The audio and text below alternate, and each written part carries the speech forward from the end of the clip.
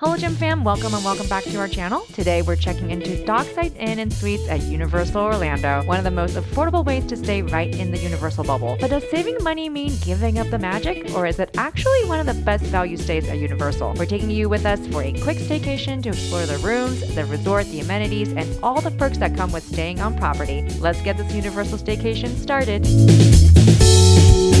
Okay, let's talk about check-in process because it was honestly really easy. I pulled up near the main lobby entrance, headed inside, and got checked in at the front desk. Since I was driving, I did have to register my vehicle, and overnight self-parking is $26 plus tax per night, which gets added to your hotel bill. After that, your room key will give you access to the gated parking lots. I stayed in Tower 1, and there was a parking lot right next to the building, so getting back and forth on the car was super convenient.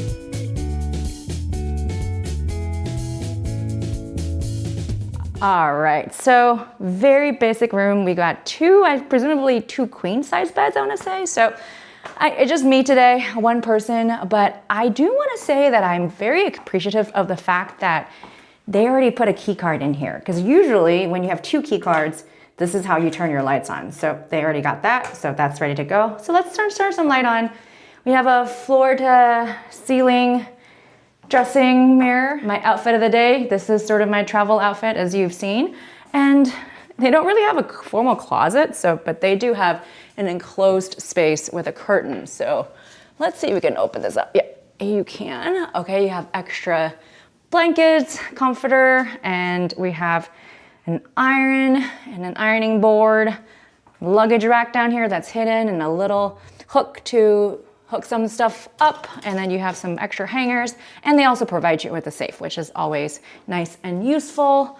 And yeah, the room is actually quite spacious, very, very basic. Let's see, we've got, I don't know if we have a fridge. This might be a fridge, let's see. Yep, indeed, there is a fridge, which is really nice, and these things are always pretty difficult to open one-handed. Here we go. So small size, not too bad.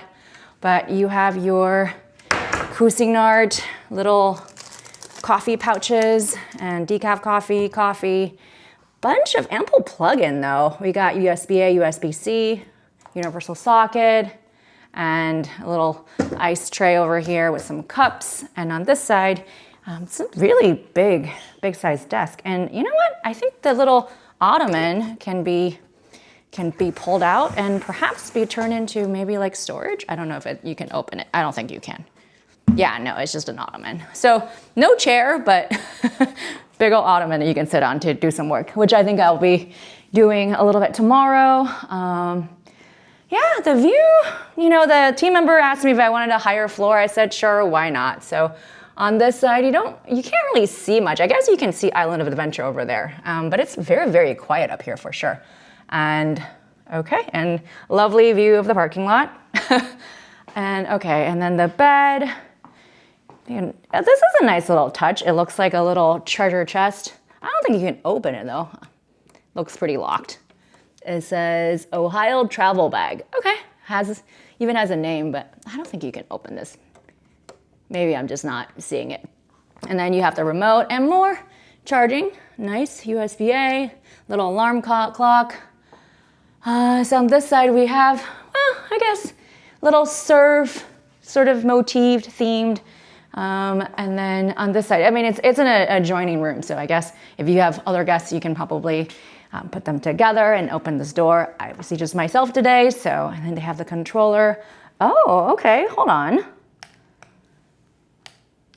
Do I have open, close?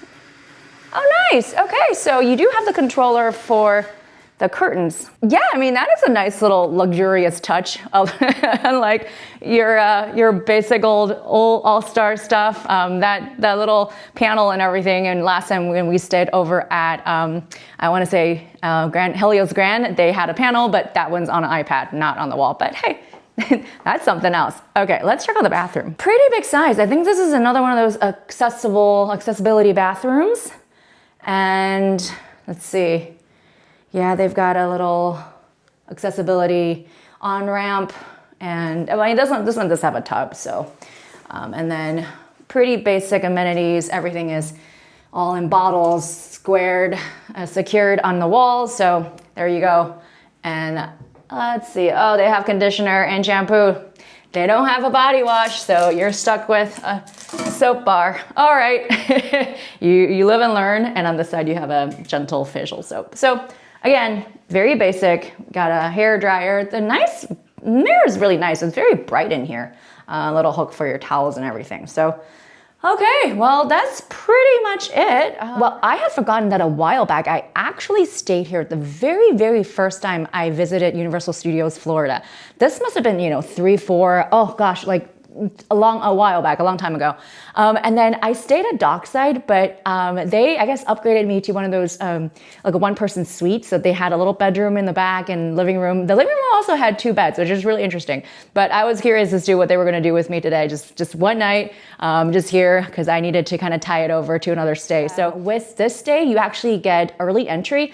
Bunch of the other more kind of deluxe resorts, you get more perks like VIP or Express Pass and the higher tier Express Pass Unlimited, but this one I think you just get early entry, which is good enough in my opinion. And then I overheard that you do get early entry at Epic Universe as well. Now that you got to see what the room looks like, let's take a look at some of the amenities Dockside has to offer. Starting in Tower 1, the fitness center is located on the first floor and has a nice variety of equipment, including treadmills, ellipticals, bikes, dumbbells, benches, and resistance machines. There's also a water fountain with bottle refill station, which is always a plus. I didn't personally stop by the game room, but there is one located on the first floor of Tower 2. Another convenient amenity is the on-site laundry. Laundry center is available in both towers on floors 3, 6, and 9. The washers and dryers do cost a small fee, and there are vending machines where you can purchase laundry essentials if needed. Now let's talk about the pools. Dockside has 2 large pools, one at each tower, and each pool has its own pool bar. The Tower 1 pool has the Oasis Beach Bar, and the Tower 2 pool has the Wave Market Pool Bar. I only made it to Tower 1 pool area, but both are beach themed and have sandy areas where you can build sand castles or just relax with your feet in the sand. There are also games, so this is honestly a great option if you just want to have a resort day. For dining, the main spot here is Pier 8 Market, which is located right next to the lobby. It serves breakfast, lunch, and dinner with several different stations and grab-and-go options like sandwiches, snacks, and drinks. Also in the lobby is the Sunset Lounge, which serves specialty cocktails and is a great place to unwind after a date at the parks. And lastly, Dockside also has an on-site Universal Studios store right in the lobby where you can grab theme park merch, toiletries, and any last-minute essentials before heading out. After checking out the resort, I did end up heading over to the parks for the evening. The resort bus pickup is super convenient and located right outside of the resort to the left when you're walking out of the main lobby. Since I was staying on property, I decided to stay later than I normally would because I knew getting back to the hotel would be easy. I started over at Islands of Adventure, got a few rides in, and then took the Hogwarts Express over to Universal Studios Florida to do a few more attractions there. Mike and I rarely stay on property, so this was such a nice, stress-free experience. Instead of worrying about a long drive home, I knew the hotel was just a resort bus right away. So I ended up staying for CineSational, Universal Studio Florida's nighttime show featuring drones, fountains, projections, and music. If you haven't seen it, I would definitely recommend sticking around for it. I watched it from the Central Park area across from Cafe La Bamba and Starbucks, which is one of the best viewing spots. Even though some guests had already staked out spots along the railing, I didn't really camp out early and still had a great view. Getting back afterward was really easy too. I believe I took the number 11 bus back to Dockside, and I don't know if it was just luck that night, but the bus dropped off Dockside guests first before heading over to Surfside, so that was a nice little bonus. Overall, I really hope you enjoyed coming along with my little staycation here at Dockside Inn and Suites at Universal Orlando. If you found this video helpful, please give it a like and subscribe to our channel if you haven't already. Thanks so much for watching, and we will see you in our next video.